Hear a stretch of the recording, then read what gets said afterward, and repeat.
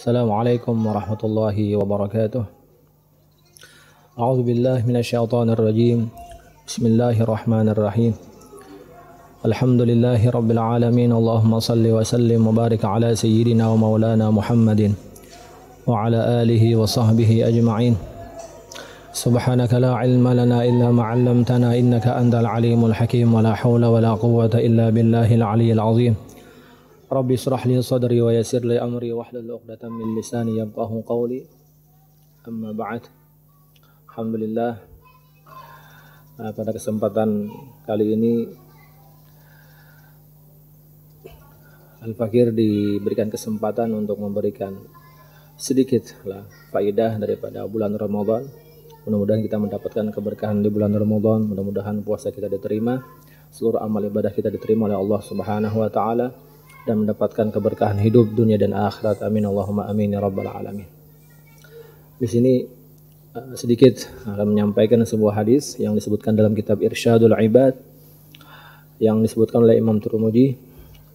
Akhrajat Tirmidzi wa an Abi Hurairah qala qala Rasulullah sallallahu alaihi wasallam, inna rabbakum yaqulu kullu hasanatin bi 'ashri amsalha ila 700 dha'fin was-shawmu li wa ana ajzi bih. والصوم جنة من النار ولخلوف فم الصائم أطيب عند الله من ريح المسك وإن جهل على أحدكم جاهل وهو صائم فليقل إني صائم. Di sini Abi Hurairah meriwayatkan bahwasanya baginda Rasulullah sallallahu alaihi wasallam pernah bersabda dalam hadisnya, inna rabbakum yaqul, sesungguhnya Allah Subhanahu wa taala telah mengatakan kepada kalian. Disebutkan dalam istilah namanya hadis qudsi lah. Hadis qudsi disebutkan seperti ini. Allah mengatakan kullu hasanatin bi asyri amsalha. Setiap kebaikan Allah akan mengganjar kebaikan tersebut yang dilakukan oleh seorang hamba menjadi 10 kebaikan. Bahkan dikatakan di sini ila 700 dha'fin, sampai 700 kali lipat gandanya. Ini kita bayangkanlah sebuah kebaikan yang Allah berikan kepada seorang hamba. Ketika seorang hamba tersebut melakukan kebaikan di hadapan Allah, beramal soleh di hadapan Allah, akan mendapatkan 10 bahkan 700 kali lipat ganjaran tersebut.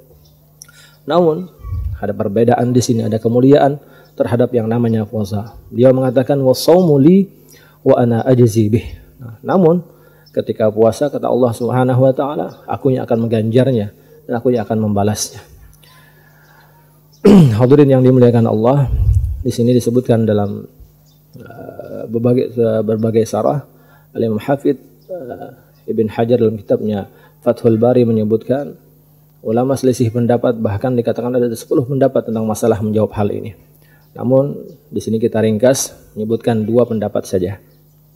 Pendapat yang pertama, bahwasanya yang namanya puasa dikatakan adalah tidak kemasukan yang namanya riya.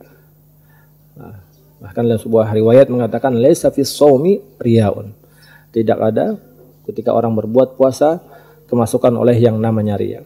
Disebutkan maknanya adalah ketika seorang beramal la takunu illa bil harakat, pasti mengerjakan amal tersebut menggunakan yang namanya gerakan. Illa shaum, terkecuali masalah puasa. Fa inna ma huwa bin niyat allati takhfa 'anil nas. Maka puasa tersebut dibedakan, tidak ada gerakan yang kelihatan, namun ketika niat yang bermain di sana, maka ala kulli hal tidak kemasukan yang namanya riya. Maka oleh karena itu, dengan sebab sedikitnya kemasukan riya di sana, maka dikatakan sebagian ulama, maka Allah akan membalas puasa tersebut. Itu pendapat yang pertama. Pendapat yang kedua dikatakan bahwasanya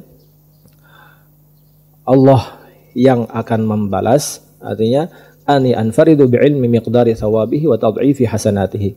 Pendapat kedua mengatakan aku yang akan membalas hamba tersebut dengan qadar dan balasan yang berlipat ganda, cuma aku yang hanya mengetahui hal tersebut.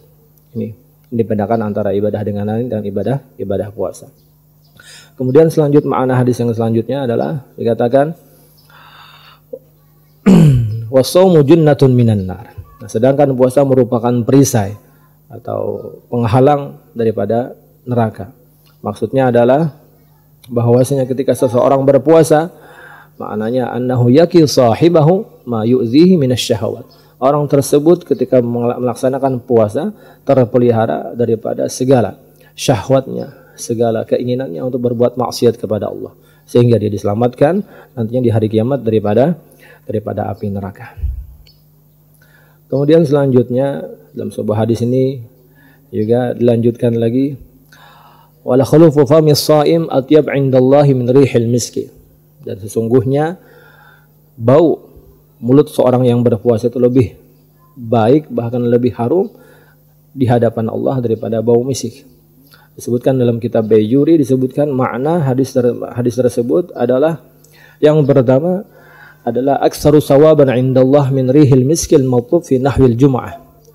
Artinya lebih banyak pahala orang yang berpuasa di hadapan Allah, yakni pahala orang tersebut dibandingkan orang yang memakai minyak harum, apalagi diharuskan ketika hari Jumat. Pahalanya lebih banyak ketika bau mulut orang yang berpuasa tadi lebih harum, bahkan lebih banyak pahalanya dibandingkan orang yang menggunakan minyak harum ketika ingin melaksanakan sholat Jumat. Adapun makna yang kedua dikatakan adalah bahwasanya makna daripada ketika mulut orang yang berpuasa lebih harum daripada misik, artinya adalah annahu 'indal malaikah atyabu min rihil miski 'indakum, bahwasanya bau tersebut lebih harum di hadapan para malaikat dibandingkan bau daripada minyak harum misik di antara kalian.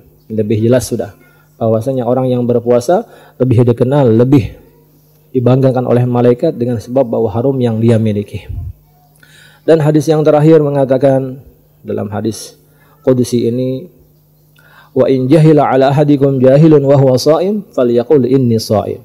Kata Rasulullah berpesan, apabila kita sudah melaksanakan yang namanya puasa atau dalam keadaan berpuasa, ketika datang seseorang ingin mengganggu kita, baik dengan menghina kita, kemudian ingin mencaci maki kita, maka katakanlah, kata beliau, ketika dalam keadaan berpuasa, falyaqul inni shaim, bahkan dikatakan 2 kali, bahkan 3 kali untuk membalas hal tersebut. Supaya apa?